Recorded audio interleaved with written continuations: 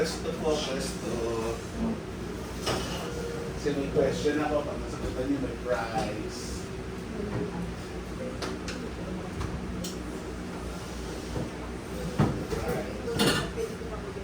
Last point sa langit. Ano yun? Kaya ka niya. Sabi, bigyan kita bukas, meron ako. Bibigyan.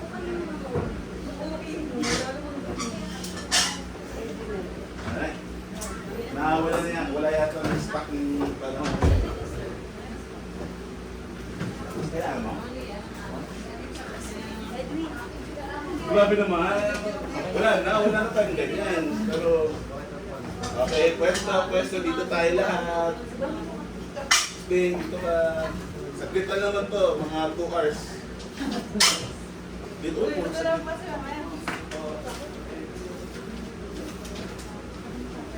Alam ko makakarinig kayo lahat dito sa topic natin eh. Melody, kasali ka. Melody, I'm here. Kasali ka. Kasali ka. Kasali ka. Kasali ka. Ay, matatakot si Ma'am.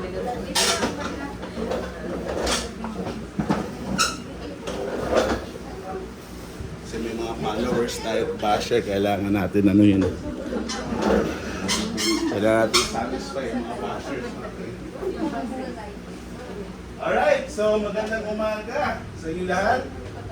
So, good morning. Good morning class. Our topic for today is... So, Bible study is part of our office tradition.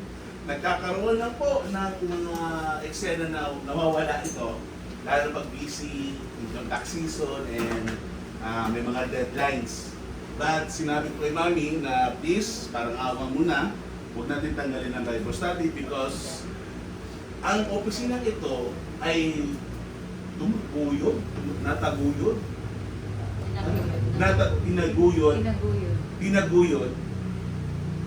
ng faith na Mami at ni Daddy and mga tao sa faith na nasa Panginoon. So, lahat na nakikita nyo is not really because of a person, but because of God's greatness and grace na ibinigay sa opisinang ito. So, wala akong pagyayabang talaga kahit sino man, kundi ang ating Panginoon na pwede natin pagyabang. So, Bible study is part ng opisinang ito para, yes, galing Sunday, galing church, galing simba, pero iba pa rin yung may Bible study because sa Bible study nagkakaroon tayo ng pagkakataon, mag-discussion, magkaunawaan, or magbigay ng insight and vice versa. So, ang mali lang dito is, di ba naalala nyo? Di ba, mahirap ang English, mahirap ang grammar o spelling. Wala namang mali dito. Ang mali lang dito is, ano? Wala. Ang mali lang dito is, manatili ka kung nasaan ka. Diba? So, lilipat na ako. Hindi. I mean, kung may kasalanan ka, yun lang yung pagkakamali natin kung mananatili tayo sa kasalanan. Lahat kasi tayo makasalanan. Alam niyo po ba yun? Na kahit pastor, kahit pare, kahit sino man may kasalanan. So wala tayong pwedeng mapagmataas na tayo lahat ay ano. Pero, yes, makasalanan tayo, pero tayo nilinis ng Panginoon. Amen? Okay. So sa mga ganito, magkakaroon kayo ng groupings. Naalala nyo, may mga groupings tayo by threes. Randomized ba? May roleta ako dito ready, pwede natin may roleta, di ba? Pero hindi na, kayo na bahala. Siyempre, discussion to, magkakaroon tayo ng kanyang insight and may representative kayo kung sino ang magsasalita. So, 3, o 3, o 10, tatlo, ganun. Okay, bago tayo magsimula, may I ask my lovely wife to pray? Yes.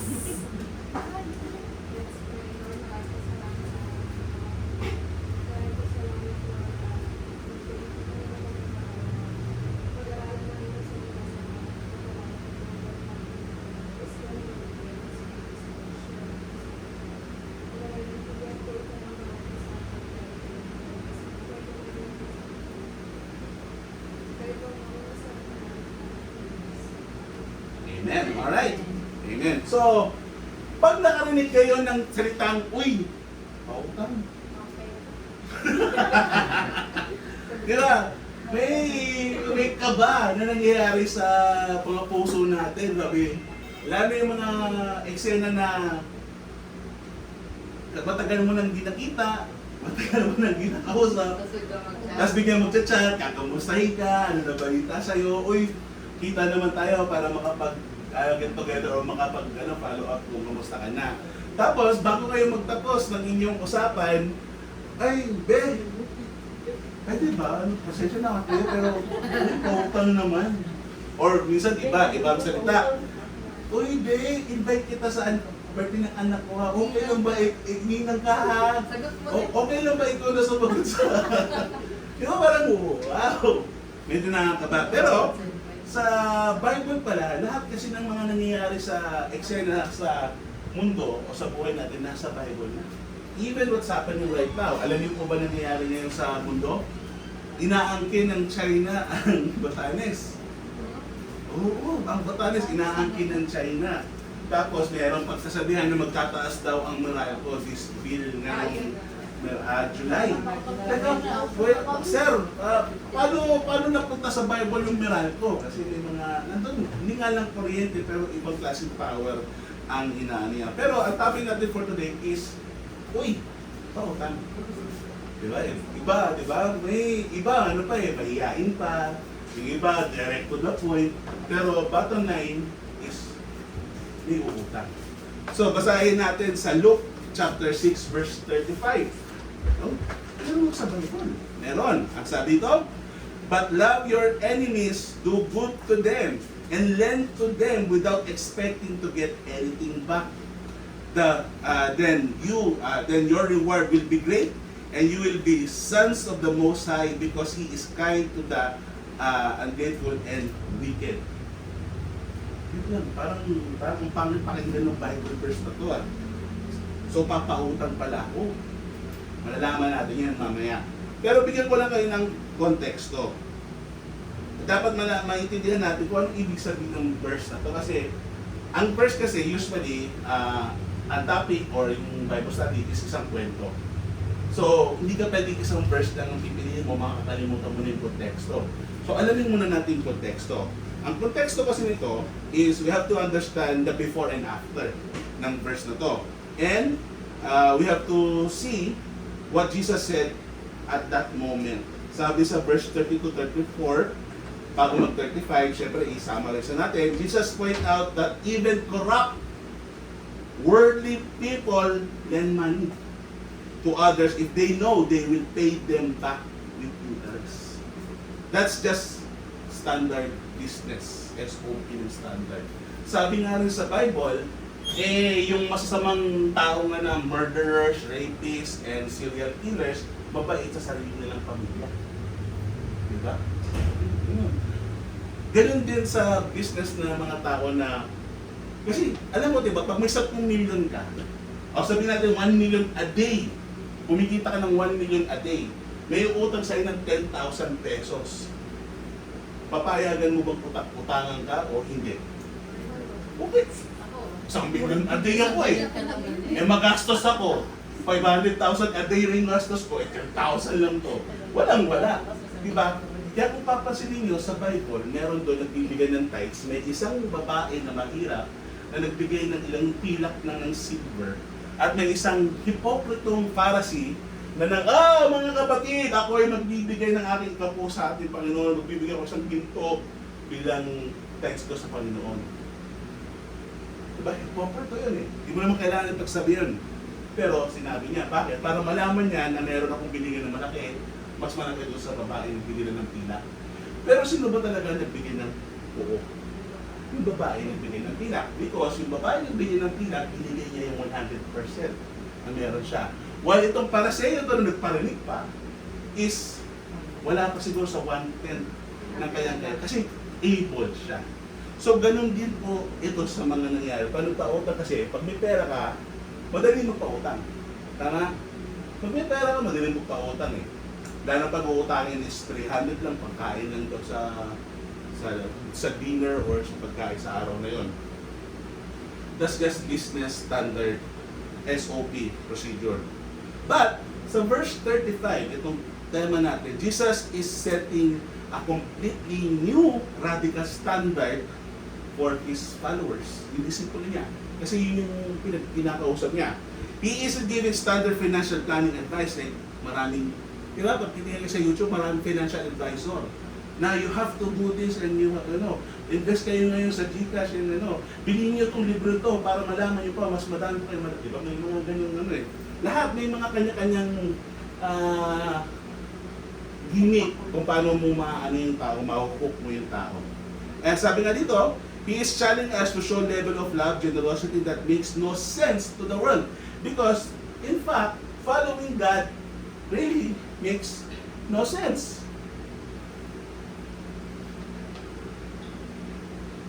Love your enemy. Forgive those who hurt you. Ipasampal mo yung mukha mo pag sinampal ka. Pag tinapunan ka ng bato, paduhin mo ng tinapay with palaman and iced tea pa. Sinong iniisipin nyo, normal ba to? Normal ba yun? Sa standard ng mundong ito, normal ba patawarin mo yung nanakit sa'yo? Yung mga nang backstab sa'yo, papatawarin. Yung mga umutang sa'yo na binigyan mo kagad without second thought, pero nung hinanting mo na para bayaran ka, bigyan na lang naglaho, ikaw pa masamang tao. Papatawarin mo to? Hello? Yeah. Minaliit ka, minaltrato ka, pinahiya ka. Pero, bakit kailangan mong patawarin?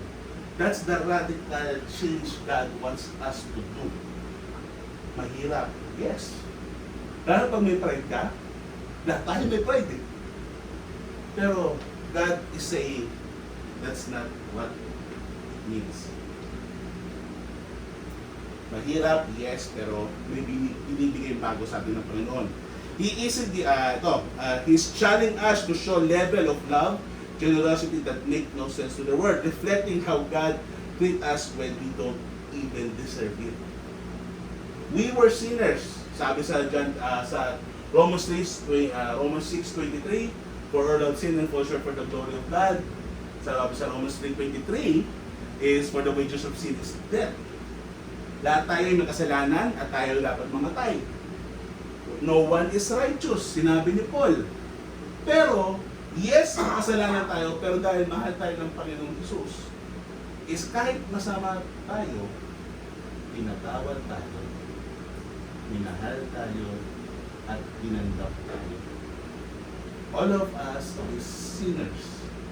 But, God loved us. Sabi nga ng isang quotation, come as you are, but don't stay what you are. Right? So, yan yung konteksto ng verse na to. Siyempre, bigyan din natin ng konteksto kung sino ba yung author, sino ba yung sinabihan niya, at anong epekto nito sa atin. Sa tingin nyo, sino nagsulat ng Luke 6:35? Si Luke. Yan na Luke. Si Luke, wala man si Luke. Now, sino ba si Luke? Sino nakakilala ko kung sino si Luke? Look here, look there, look everywhere. No. Si Luke is isa siyang doktor. Isa siyang physician. At dahil siya ay doktor at siya ay physician, meron siyang analytical medical background. In short, mga accountant, mga CPA, di ba? Ma-detail, kailangan in details, di ba? Lalo na to, doktor, kailangan detail lahat. So, kasi kung papansinin nyo, si Matthew, Mark, Luke, at John, yung four gospel, si Matthew, Mark, Luke, nag-i-intertwine yung kwento, making the statement or the story real. Kasi may tatlong account na nagkikita-kita, na nagpapatunay, nangyari yun. Pero, ang pinagkaiba ni Luke sa kanila, detailed yung kwento niya sa buhay ng mga normal na tao na nararanasan natin. Sabi nga dito sa aking notes is, he carefully interviewed witnesses to write a meticulous, orderly account of Jesus' life. So yan yung author natin. Sino yung audience? O para kanino tong sinabi tong verse na to? It is not for a whole nation or what. Pero may isang tao lang, ang iniisip natin sa scholars, ang sabi is si Theophilus. Now, Theophilus is a Greek word which means lover of God. Diba? Ang ganda ng pangalan, no? Hirap na i-pronounce. Sabi nga si Parakletos is a Hebrew word means Holy Spirit. Ruach is the breath of life. So, yun, mga naalala ko, naalala ko lang sa seminary days ko. Pero, yun yung ano kasi, yung original text kasi, mas maiintindihan mo kung anong gusto sabihin ng author. Kasi, translation sometimes differ from person to person. Nag-translate ka, kunya sinabi ni Minister Liz, Sir Mix, alis tayo ng 5 bukas. Alis daw tayo ng 5:30 bukas. Si Mami, okay, sige, 6:30 tayo. Mga ganun, di ba? Alam yung larong pass na message, na yung iba nagbabago. So, if you want to really deepen your understanding sa text or sa scripture, you have to go to the original language. Pero syempre, nahirap. Kaya nga, umasa na tayo sa NIV. Pero don't you know, yes, maganda NIV, maganda yung NLT, pero pinaka-closest based on scholars, King James Version. Mahirap na intindihin si King James Version, pero yun yung closest in an English word, in the English language, yun yung closest to the original text. Mahirap na siya intindihin. Unless sa mga Baptist, ang Baptist King James. Kaya, ako sa mga Baptist, ako NIV lang ako, NLT. So, yun yung natin. Now, sino ba si lover of God na ito? He is a Greek official to give him certainty about the gospel. Now, para sa atin naman, Luke talks about money, wealth, and giving more than almost any other gospel writer. He wrote for regular people, everyday people, showing that our faith has to show up in our practical, messy, daily relationship. So, nagpapakatotoo lang si Paul. Kasi ayaw niya ng... sino nagbabasa ng libro dito? Twilight, libro, Harry Potter, o ano, basta libro. Mga fictional books dati. Diba pag nagkwento siya, may kwento na kunyari, in far, far, far away land, there comes a beautiful girl. Ano, diba? May konting excitement. Ito, yung mga tao noon, ganito nangyayari. Nahihirapan sila, parang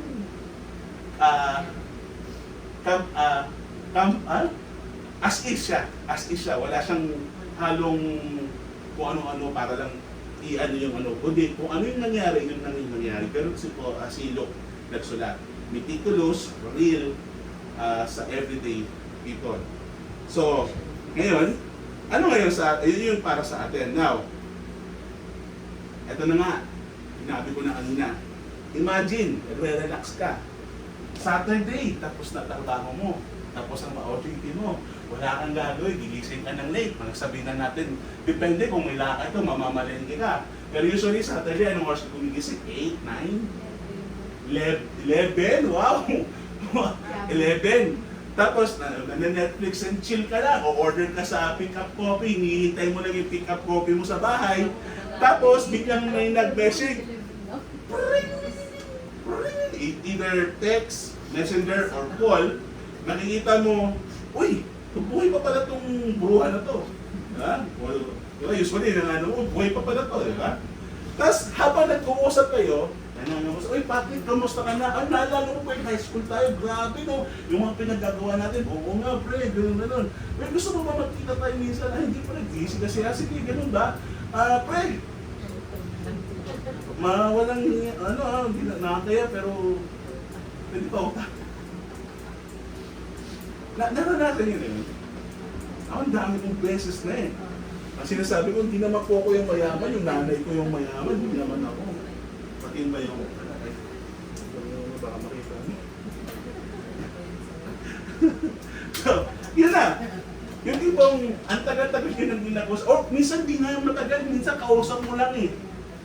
Diba? Kausap mo lang ng isang linggo, tapos maya-maya, yung kapalan na, kakasahod ko lang, diba? Pwede ba pautang ako, bayaran kita bukas?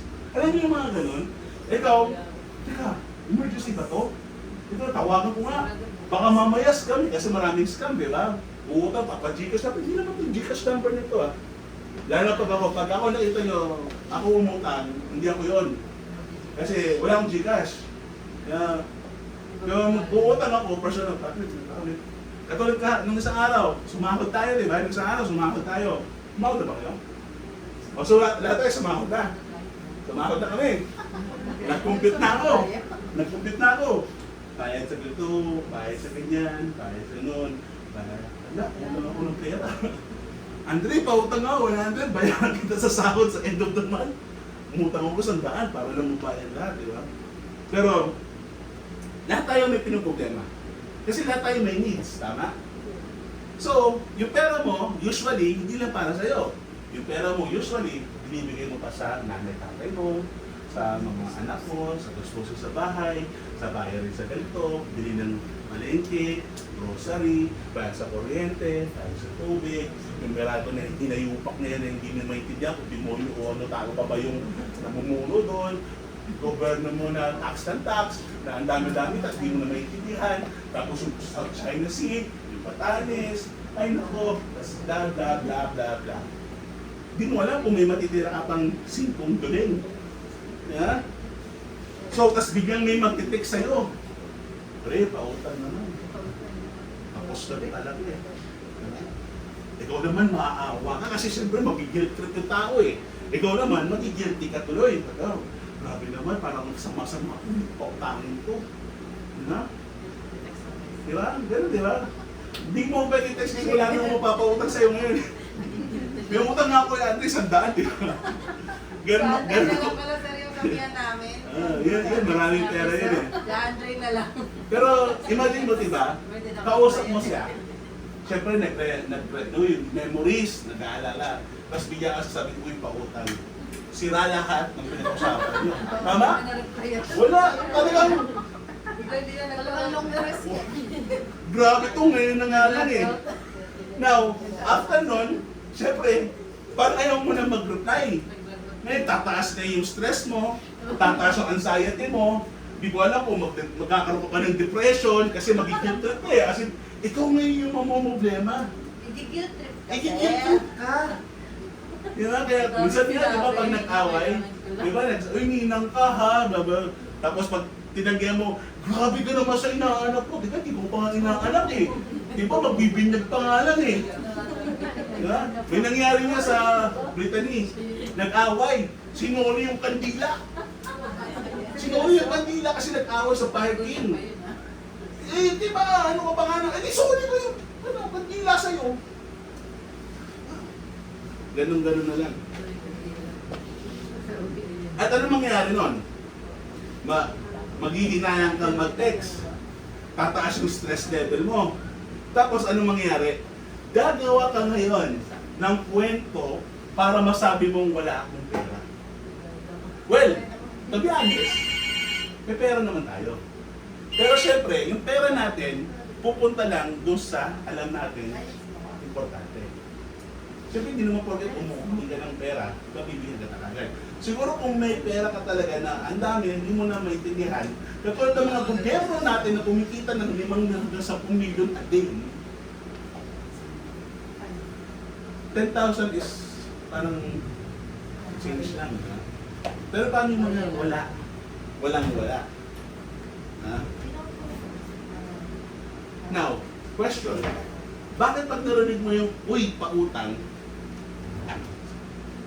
parang nagkakaroon ka ng fear na yun sa puso mo? Either magre-reply ka ba? Masisira ba itong friendship natin? Masisira ba itong relationship natin? Because tandaan nyo, money is not evil, but the love of money is the root of all evil. At dahil root of all evil ito, pag yung pera na ang naging sentro ng relasyon yung dalawa, at yung pera hindi na balik sa'yo, ang relasyon na yun ay to the point, yes, walang napupulong sa utang, pero may nadedemanda. Siyempre, pag nademanda ka, ano mangyari? Sira ang pangalan mo, sira ang record mo. Okay? Now, good morning. Mamaya ka na. Good morning siya. Now, sabi nga dito, the moment we lend money, a friend suddenly feels like a debtor. And we feel like a bounty hunter. We dread the awkwardness of chasing them down. But what if they were? But what if the way we react, we them reveals less about our bank account and more about who we actually trust to take care of us? Ang ibig na naman sabihin nito is, paano kung hindi mo isipin kung ano meron ka? Pero paano mo makakatulong sa nangangailangan? Now, walang masamang tumulong. Walang masamang tumulong. Pero use your discernment, use your wisdom to people. Kasi madaling, sabi nga sa kanina natin, madaling magpautang sa alam mo tao magbabayad. Di ba? Pero mahirap pautang yung tao, alam mo hindi makakabayad. Pero doon nasusubok yung generosity mo. Doon nasusubok yung trust and faith mo. Not sa tao, kasi kung sa tao ka titingin, babaksak yung faith na yan. Kaya ang faith mo palagi at trust sa tao. Oo, ano? Pero paano? Use your discernment. Eh kung alam mo, abi? Sir, parang lalapit pa lang yan, aatras ako. Sir, Abi? sir, hindi ako natatakot. Hindi ako natatakot mamutay. Adik kasi, adik nga eh, adik eh. Lalapit pa Adik lang kasi, yan, aatras na. based on experience yun. Anyway, well, excuse me. Kahit di adik, alam mong nasanggero, alam mo lakas magyosi, alam mo ang daming luho. Hindi, tumingin ka sa akin, nakatingin ka sa akin, so parehas kasi tayo. Madaming luho. Alam mong magastos, gusto ano tawag doon, magpasikat na. Tapos yun. Rolex ka na. Yung mga ganon. Yung, alam mo yun, pinakapangit kasi sa tao, yung bibili ng mahal na bagay na hindi naman kayang bilihin para lang magpas-flex. Pero anyway, hindi yung topic natin eh. Ang topic natin is yung discernment mo. Kung alam mo yung tao, may bisyo, may luho, may gambling man yan, online gambling man yan, or Sir, anong discernment sa Tagalog? wisdom.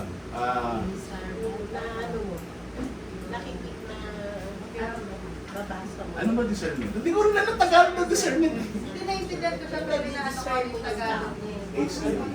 What is discernment in Tagalog? I can translate into Tagalog. Ano ba yung Ay, hindi. Parang wisdom.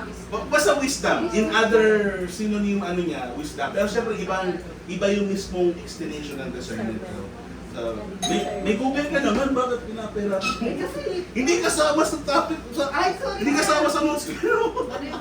Dinadamdam ko kasi Hindi, alam ko kasi hindi ko maalala ngayon. Hindi ko Kasi, maalala. English, nagpo-float lang siya sa brains ko. Parang check lang yan, floater. Anyway, so, nasa na ako. Yan.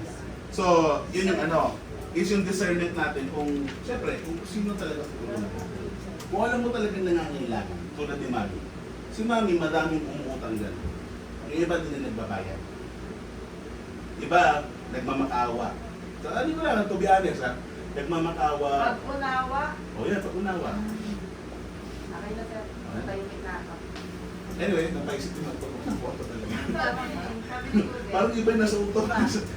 Pero anyway, si Mami, tulad ni Mami, marami po lumalapit, umuutang sa kanya, nagmamakaawa. Tapos pagdating ng bayaran, nakakalimutan. Yung mga nasa abroad na eh, hindi na nakapagbayad. Anyway, yung iba 5 years na, di pa rin bayad. Wow.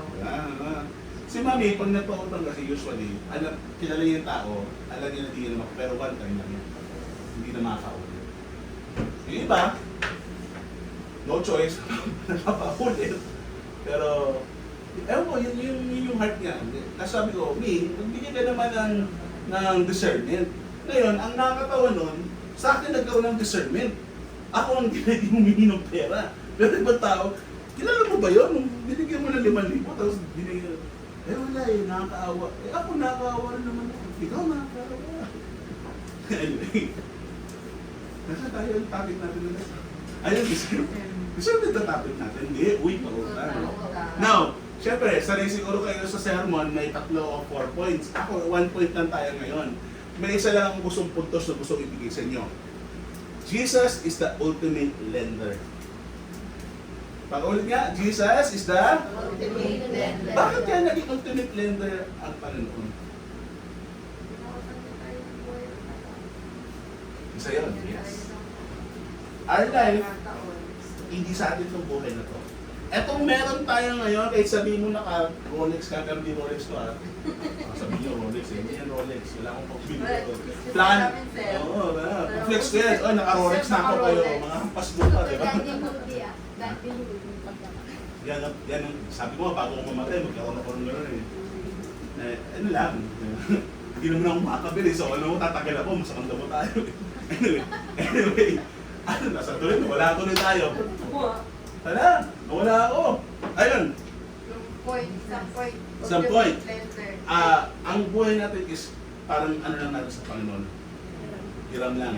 Yun, tama, hiram. Yung word na inanap ko. Lahat ng anong meron tayo dito, hiram na lang. Kaya nga tinawag tayo stewards. We should be katiwala. Ang ginagawa is good stewards. Kung anong meron ka, yung galing mo, yung gwapo mo, yung ganda mo, yung ngipin mo, kung anong meron ka, gamitin mo yan para sa Panginoon. Lahat naman tayo parehas makasalanan. Kahit anong kasalanan yan, parehas tayong kasalanan. Pero, ang maganda nun is ang Diyos natin, mahal tayo, handa siyang patawarin, accept at mahalin tayo. Now, may kasabihan nga tayo. Ang sabi nila is, our life is a gift from God. Tama? But what we do with our life is our gift to God. Alright, so, yan. Jesus is the ultimate lender. Sabi dito sa notes ko, our core truth today is simple. Our willingness to extend grace and resources to others is the direct reflection of God's radical grace Jesus extended to us. Our core truth today is simple. Our willingness to extend grace and resources to others is the direct reflection of the radical grace Jesus extended to us. What you don't have, you cannot give. What you did not experience, you cannot share. Kung ikaw pinatawad ng Panginoon, malamang kaya mo patawarin ng iba. Kaya ako patawarin eh. Pride na yan. And I understand. Kasi meron ako na ang hirap patawarin ng sarap sa kanya. Pero dahil kay Lord na yan. Oh, kasi with intense feeling. Kay Lord ko pinasama. Kasi sabi nga, the battles is not ours. Sa ministry, in evangelism, hindi po tayo ang nagbabago sa tao. We only share. Being a ready, we only share the gospel. Si Lord, the Holy Spirit is the one who will change the person. Eh paano yun? Nag-share ako ng gospel. Hindi naman siya nagbago. Ayako na. Ayako na. It takes time. It takes time. Sometimes a lifetime. It's never too late. Yung iba nga bago mamatay, saka lang nagbago. Pero, may sinabi rin ng Bible, kung sino daw ang tatanggap sa kanya kaagad at mamubuhay para sa kanya, is mas malaki ang reward. But we do not do this because of the reward. We do this because we love God. Diba may action pa ako, back and forth. Pinatas ko yan, gabi. Pero yung jokes ko, on the spot. Wow. Yeah. Oh. Pronto. So, effective yung joke ko dito, sabi ko, okay yung joke na to. Yung joke lang. So, as we read Luke 6:35, I just want to, para tama sabihin ko kasi baka magkamali ako. Jesus command us to lend without expecting to get anything back. What? Pag nagpautang ako, wala na akong kailangan anuhin? Yes. Pero again, with discernment, everything has sacrifice. Nag-isip ka ikaw, wala kang sacrifice? Ang dami mong sacrifice, di ba? Ano nga ang talang buhay mo eh. Kailangan umiyak sa LR. Oo, bilang yun, di ba? Bilang yun. Ang daming nangyari bago ka nag-isip eh, tama? Graduate kayo. Lahat ba masaya? Hindi. There's sacrifices. Nung nagkaroon ka ng sarili mong bahay at kotse, anong ginawa mo? Wala lang ay, asawa ko kasi, masipag. Ganun ba yun? May sacrifices ka rin, ha? Bilang asawa ng pastor, may sacrifice din. Graduate ka, may sacrifices ka. Kayo, nag-aaral kayo, pero may sacrifices ka, di ba? Nag-OJT kayo, di ba? Taga-sano ka? O binangunan pa. Di ba? Ang layo, para mag-OJT. May sacrifice. Pero that sacrifice, especially if you put it to the Lord, will not go in vain. Kahit sino man yung basta kayo. Kahit anong religion. Because we are not here because of a religion. We are not here because of denomination. We are here because there is God. Now, ay, ano nangyari ito? Shopee ko. Uy, out for delivery. Ano ba? Ano ba? Ayan. Now, sabi nga dito, in our world, doubts sound completely foolish. To give and lend to people without expecting them to pay you back, it's foolish. And that's true. Kaya nga, si Lord, out of the ordinary. Kaya nga, ang weird nyo, sabi nga sa mga ba't ang Christian ang weird? Ba't ang weird ng Christian? Papatawarin mo may kasalanan sa'yo. Mamahalin mo kahit pakainin mo kahit na ka. Di ba? Pero, it's not about being Christians. Bakit ko sinabi yun? Minsan na, Kristiyano ko yung pinakamasakon na ugali ng tao. Because it's not about the religion. It's not about the denomination. It's about your relationship to the Lord. Kung Kristiyano ka nga, andun ka nga sa simbahan, 24/7 ka na sa simbahan, nagpipray ka na ikaw na ang banal, pero kala mo naman makapanlait ng tao, kung kumilos sa isip sa diwa, is kala mo mas mahalo ka sa demonyo. Wala rin. Di ba? Saan ako? Ito. Kasi gusto ko i-announce sa inyo. Jesus command us to lend without expecting to get anything back. In our world, that sounds completely foolish. It defies basic economic understanding. Lugi ka eh. We are taught to protect our asset, and you should, yes, protect your asset. Only to let people who have good credits, a solid guarantee, or a signed contract. Yes, tama yun. But not all the time you have to do. Sabi nga nila, even if it's right, when it's wrong, it's not right. Play of words yun. Hindi nyo naintindihan, di ba? I-google nyo yun mamaya. Ako rin, kasi hindi ko naintindihan. Ginoogle ko lang. So, siguro illustration, I want to give you an illustration. Sa unang panahon kasi, may hari. May servant.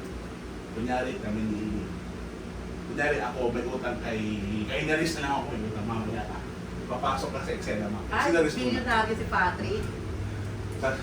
Naris, pasensya na, Naris.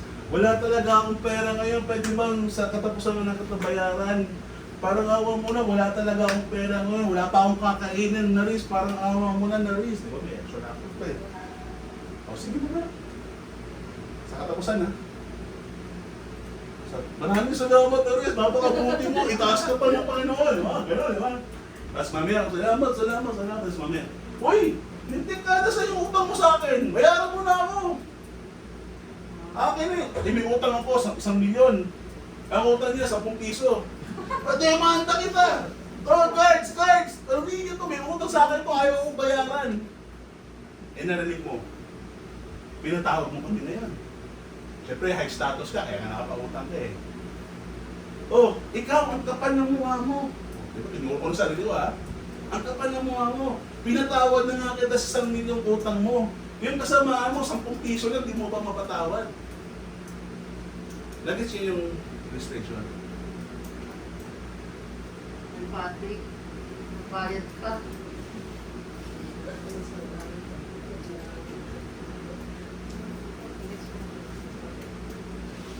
Kung i-relate naman doon sa Panginoon, Ang laki ng utang natin. We deserve to die because of our sins. Yung sin natin, may dalawa po yan. Personal sin at inherited sin. Personal sin, this is the sin that you are committing. Alam or hindi alam. Personal sin. Meron din tayo tinatawag na inherited sin. In-inherit natin kasalanan na ito sa sinauunang panahon kay Adam at Eva. Wait lang. Bakit naman ako yun? Hindi ko naman kasalanan yun. Even in our laws, di ba? Pag namatay ang parents mo, ang utang ng parents mo, mabayaran ng anak. Ganun din. So meron tayong malaking debt na hindi natin kaya bayaran kahit gaano pa tayo, kahit ano man ang gawin natin sa mundo nito, hindi natin kaya bayaran. We were supposed to die on the cross dahil sa kasalanan natin. Pero nung ginawa, may nagpayat para sa atin. Yung tipong, Patrick, ako lang magbabayad sa pinagso.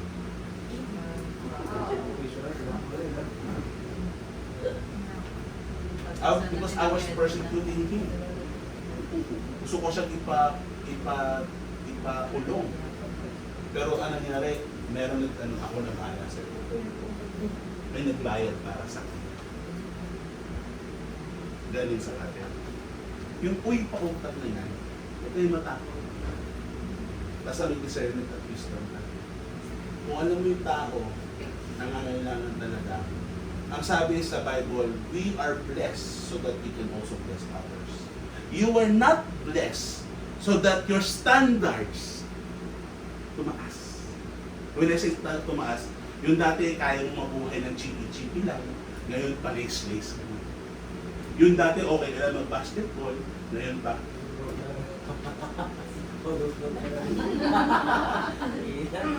Anyway, hindi, joke kasi, siyempre joke lang yan. Pero, kidding aside, kasi minsan pag dumami pera natin, dumadami gastos natin. Diba? Marami na akong pera, sir, malamang! Wala namang masama doon, pero you have to, diba? Be smart. Ako hindi smart.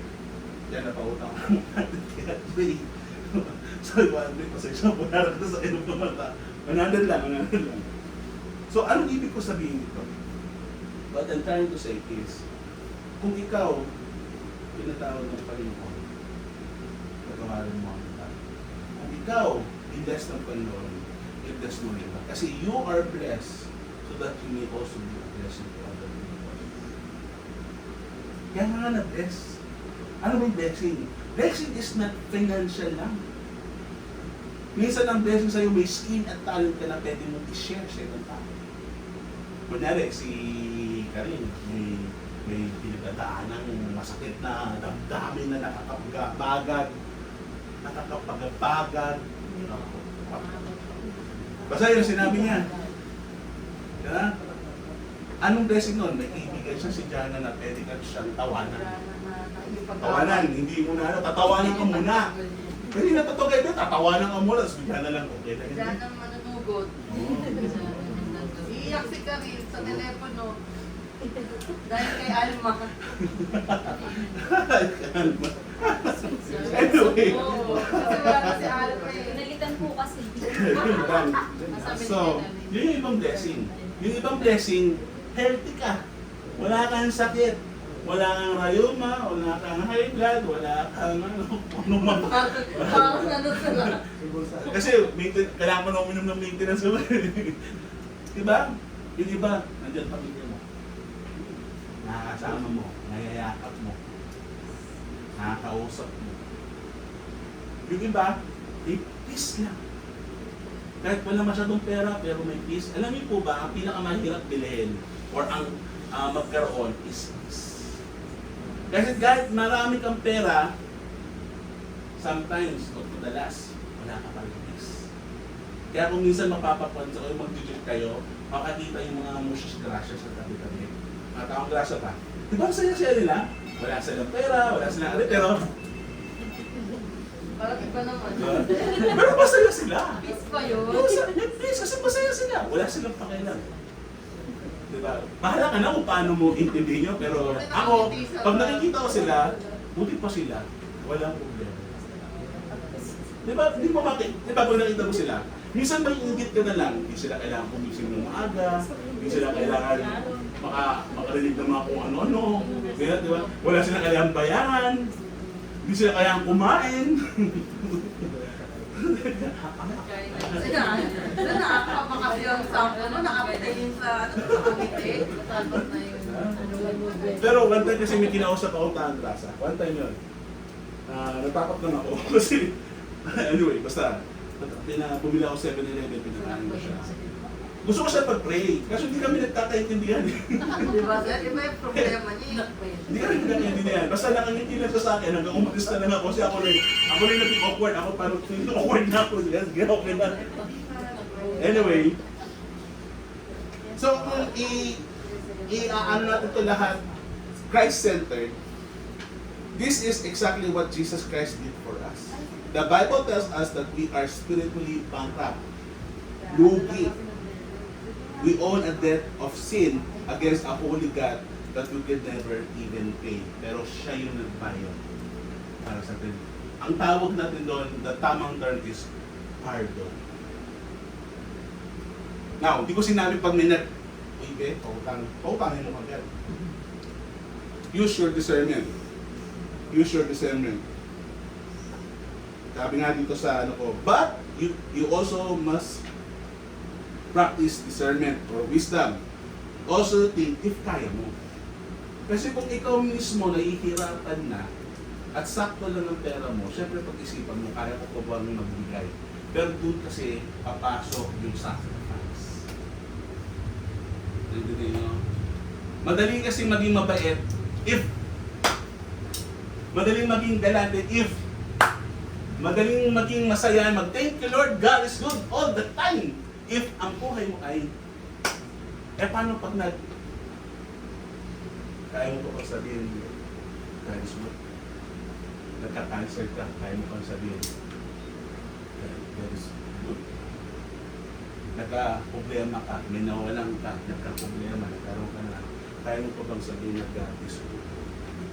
Doon papasok yung sacrifice. Doon papasok yung genuinity mo sa relationship mo sa Panginoon. If things are hard. You cannot give but you don't have or lack. This is not just money. If you decided to help money or other things, don't expect anything in return. Pag tumulong ka, sabi nga sa Bible, if kung anong ginawa ng kanan mong kamay, huwag mong ipapaalam sa kaliwa mong kamay. At kung anong ginawa ng kaliwa mong kamay, huwag mong sasabihin, papaalam sa kanan mong kamay. You don't have to say things if you help people. Because yung blessing nandoon. Kasi ang mangyayari ganito, dalawang eksena. Binayaran ko si Patrick na sa puso. Ako na nagtawag. Binayaran ko na siya, wala na siyang utang. Ay, galing naman niya, napakabait mo. Yun na yung reward mo. Pero, hindi natapos ako sa mga kahit mo. Alas na. Ang reward nun, walang papalakpak sa'yo, siya lang. Pero yung tao, di papalakpak. Sino papalakpak? Si Lord. Kasi binalik mo sa kanya yung nagpapuri, yung puri. Now, anong pwede natin take home dito? Our wallets must submit to God. Parang buhay natin. Kasi when you say, Lord, ibibigay ko sa iyo ang lahat, kasama doon yung finances. Kaya kung magta-tithes ka, huwag ka mas...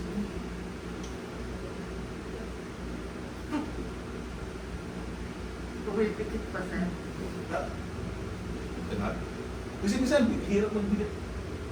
Naalala ko dati yung first time ko mag-tithes. Kasi dati tithes ko, 20 lang. Kasi wala namang sahod eh. 20, 10, 5, diba? Siguro pag may chicks, nagiging 100. Pakitang gilas, diba? Sa GCF pa yun eh. Kahit wala akong, kahit nabagsak palopong ko, may chicks eh. Kasi chinay. Chicks ba? Chicks. Papakita ko pa yung 100 ko pag pinili ko. Kaya mas mayaman pala sa libo yung pinili. Diba? Kasi minsan, we do good to satisfy our own satisfaction. We don't do good for that. We do good because it is good para kay Lord. So, Pag sinabi mong, Lord, I offer everything to you, that's 100%. Your time, your skills, your finances, your dreams, your goals, your life, everything, 100%. Mahirap yun. Kasi imbis na ikaw yung nagmamanibela ng buhay mo, ibibigay mo sa iba. Patrick, dito ka dapat eh. Ngayon, yung binigay mo na yung madali. Alam mo yung mga backseat drivers? Sino mga backseat drivers dito? Alam mo yung tipo nagre-react pag nagkamali. Hindi kasi dyan! Ang bilis mo! Ang bagal mo naman! Relax lang kasi binigay mo na nga yung manibela doon kay Lord. Hayaan mo si Lord ang maniyaw sa'yo. Sama ba dyan yung titilit lang? Kasama na siguro yun. Baka kasama na yun. Ngayon, ito nakakatawa. Bago tayo magtapos. Ito nakakatawa. Si Lord kasi pag nagmaneho, hindi yung ruta mo. Ay, ruta mo from point A to point B, di ba? Tatrabaho ko, yayaman ako. Hindi eh. Ang ano niya is pagkagising mo sa mga Lord, ano yung buwan ko? Lord, bakit? Wait lang, Lord, yung buwan ko, nandun yung pangarap ko, Lord. Ayan na, Lord. Yan, sige, dito na tayo. Pero, Lord. Diba? Ganun tayo ng Lord eh. Diba? Overacting na yan. Anyway, sige, tapusin na natin to. Now, bottom line. Huwag kayong magamba na tumulong. Because helping others really takes sacrifice. Even ministry takes sacrifice. Because without sacrifice, hindi mo talaga masasabi na ginawa mo yung best mo. Diba? Nalaglagas yung po kayo. So, kung may utang, discernment. Huwag yung alam, di ko sinabing pag may umutang, pautangin nyo kagad. Use your discernment. You use your wisdom. Then tingnan mo kung ano ba talaga ang leading sa'yo ng Holy Spirit. Kasi lahat po ng bagay, pinag-pray.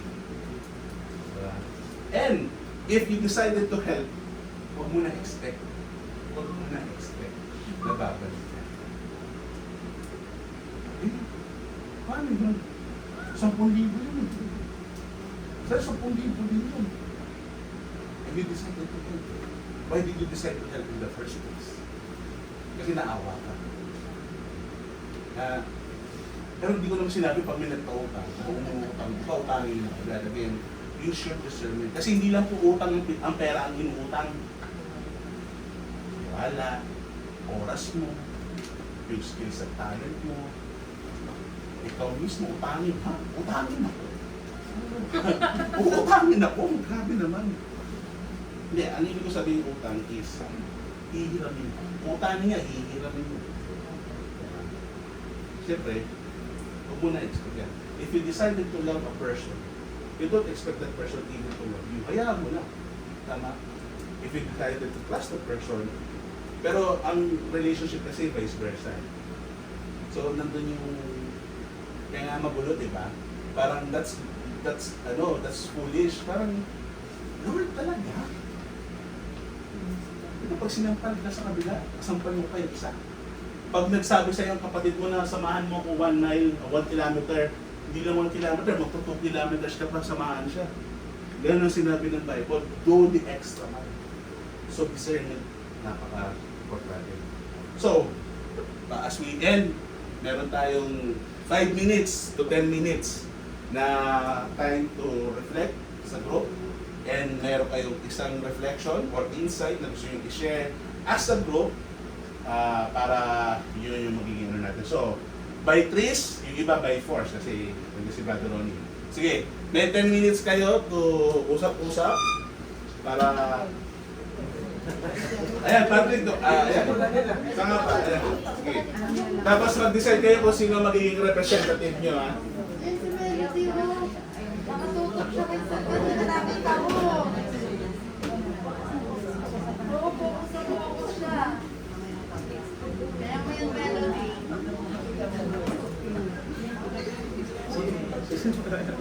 Focus mo lang na. Celebrate mo melody.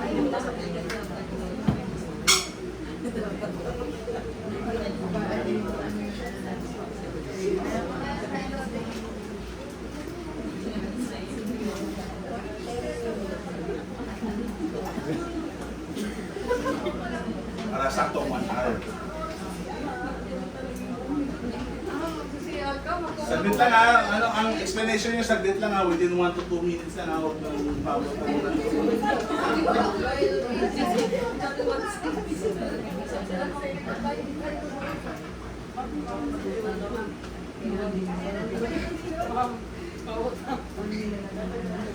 Sarapin daw po yan.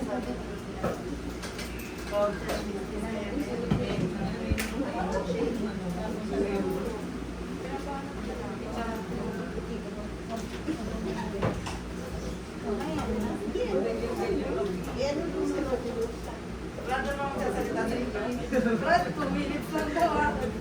Bilisan mo ah. Ayan, nasabi ka na lang. Brad, pakinggan mo salita. Hindi ko hindi ako simula, pero meron ako.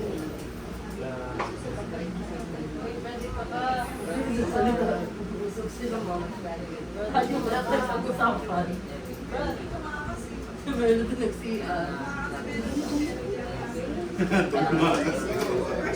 Uy, magsikalit pagsalitain niyo, baka umiyak yan ha. Okay, panalo kami mula sa puso. Sa Ang telepono pala, sigarit, mukhang ganun na eh. Maiyak na eh.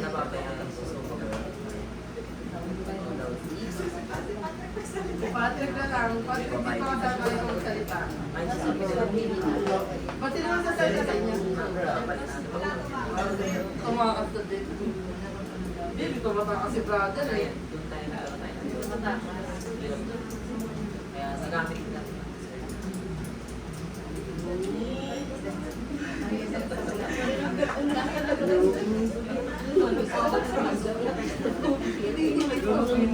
Two words ang gusto.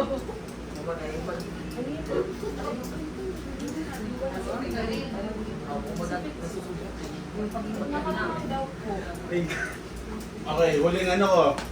Kung isa-summarize natin ito in one sentence, ang pinakaano nandito is, when we let go of our expectation and choose to give or lend generously, we prove that our security is not anchored in our bank accounts or capabilities, but in the radical grace of Jesus who already paid our ultimate debt in full. Yun yung kung in one sentence, i-ano natin yung topic natin.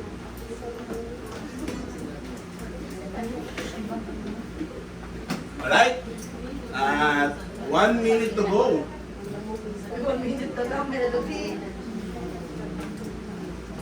Mag-ano na kayo kung sino ang magiging ano nyo ha, sino ang magiging spokesperson.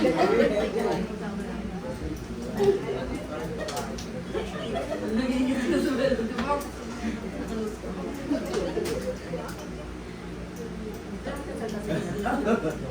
Ay! Oh, tingnan mo siya, si Edwin.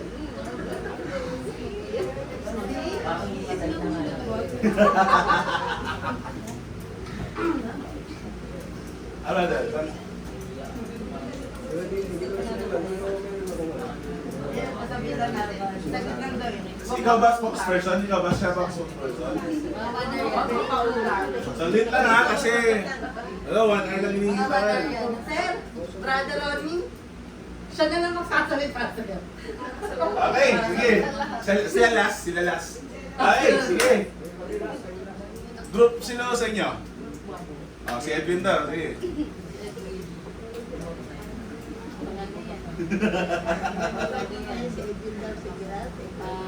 Sige. Makinig. Ay, ayun kayo. Hindi ba pala tapos? Oh, sila karila lang muna. Kasi ba kayo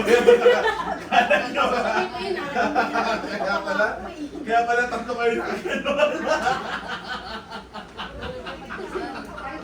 Kaya pala. Nakagino sila tatlo.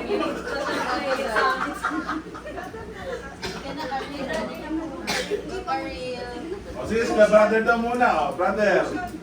O, brother, ikaw na. Yung regalo sa utang. Nandun yung topic pero hindi yung pinaka-ano natin ha. Hindi, ano eh. Makinig. Ganito yun eh. Tama yung sinasabi ni Sir na ano, discernment. Kasi kailangan talaga bawat isa may discernment ka. Diba, lalapit sa'yo na may utang, may mangutang sa'yo, kaya ma-discern talaga. Kaya ito ba'y makakabayas? Pero, pag mayroon kayo pa utang, At kung asahan nga, may balik sa'yo. Diyos ang magpabalik sa'yo. Kaya nga, ang Diyos nga, tayo nagkasala, matapos sa cross, binayaran niya lahat para sa atin. Ngayon, regarding naman sa mga pagbibigay, depende rin sa, sa puso mo, na nahawak sa tao. At pag nagbigay ka, tama yung sinasabi na pag may bigay ka, huwag mo alam dito sa kaliwa, sa kanan. At Diyos naman yun. Ngayon, sa bagay niya, kasi marami kayong experience sa ganyan. Na hirap ka. Pero ang Diyos mismo siyang bayad talaga sa iyo. Kaya nasabi nga sa puno na sinikrito lang itong ano ko. Kaya pag nagbayad ka, huwag sabihin na binayaran ko na. Parang ikaw ang binigyan ng binigyan ng papuri. Dapat sa Diyos ang papuri. Yun lang. Okay na? Bilis ah. Wala na mo. Gusto ba ka ba? Okay, sige. Thank you, Brother Lani. Maraming salamat. Yes, tama yan. Ingat. Gusto ko lang i-part ang sinabi niya kung ano nasa puso mo. Pero utang sa piso, ang kaya mo 5. Okay lang yun.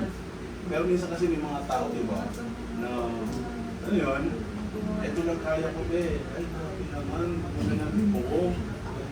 May mga ganun. Na-experience kami yan. Na-experience kami ni Mami ng ganyan. Kaya, I know. Tsaka sir, pero pa pala. Sige, balik. Yung overall, sabi na utang pa yun ha, yung pagbibigay, kasi sabi nga ng Biblia sa mabasa natin yun, pag nagbigay ka, huwag mo tingin muli. Kasi pag may muli mo yun, wala, hindi nagmumula siya. Parang laban bawal parang ganun. Kasi sabi mo bigay eh. Bigay mo na. Huwag mo nang hingin muli. Para ang balik doon, sa Diyos ang makulit. Pagpalain yung tao. Actually, ganito to yun. No? Ang mga nagbibigay, pinagpapala. Minsan, umuta ng 10,000, hindi na nabayaran. Si Lord, di ba ang balik? Di ba balik ni Lord? Na rin namin, experience na rin namin yan. Pero parang, alam mo yung chichirya, pahiram ha. Balik mo yan ha. Ay, anyway. Okay. Thank you, brother. Tapos na kayo ha. Okay. Okay na kayo, Chinese Angels? Ay, Chinese Angels! Sige, Kalin, go. May sulat po. Siyempre mo, baka mawala ako sa ano. Siguro po yun sa amin, sir, yung matakot mga minsan. Sabi nga po nila, God will provide. Sabi nga po kanina, di ba, Jesus is the ultimate lender. Once na naubusan ka po, alam mo nandiyan lang siya. Siguro yung perfect example po siguro namin is yun sa family, sir. Bawa kagaya po, nag-sweldo po nung nakaraan. Bills po, at yung bills namin, yung kuryente, parang bibigay ka po sa parents mo. Parang doon pumapasok yung nagsasacrifice ka na parang kaya kong isantabi mo na yung mga wants ko para lang ma-provide ko yung sa bahay namin. Ang kapalik naman po nun is, nakita mo yung pamilya mo na masaya, sila na para naman problema, ayun, thank you. Okay, maraming salamat. That's true. Yun, tama sinabi niya. Gusto ko yung sinabi niya, huwag kumatakot maubusan. Kasi, ang taong generous, hindi naubusan. Wow, generous! Yes! Hindi, totoo. Ang taong generous, hindi naubusan. Hindi siya naubusan. Tipong akala mo, nagbigay ka na, tumulong ka. Sabi natin financially, tumulong ka. Pero, akala mo, wala ka na, pero maya-maya, sa pag naglaba, sinunod kwento, hindi ko alam sinunod kwento nun, yung wala na nung pera, pero binigay niya yung natirang pera niya sa wallet niya. Tapos nung naglaba siya, pag ano, may mga 1,500 na nakuha doon sa pocket. Diba? 1,000? 500. Saan yun, sir? Ako na lang. Basta may nagkwento ng dati, hindi ko na maalala kung sino eh. Pero yun nga, tama siya. Huwag kang matakot mawala kasi si Lord, kasi nga tawag na sila kay Lord, provider. Okay, thank you. Okay na, kayo. Oh. Melody, ikaw na. Hindi ako na lang nanginginig sa sa'yo. Nanginginig sa'yo, gagat. Yung ano po, yung sa amin, siguro yung sa ano, di ba, huwag matakot na magpautang or ano. Kasi syempre, lagi natin tandaan, tayo, ano din tayo, instrumento din tayo ng Panginoon. So baka, kailangan talaga niya yung pera o yung tulong na ibibigay mo. Tapos, ikaw lang yung may kakayahan magbigay mo.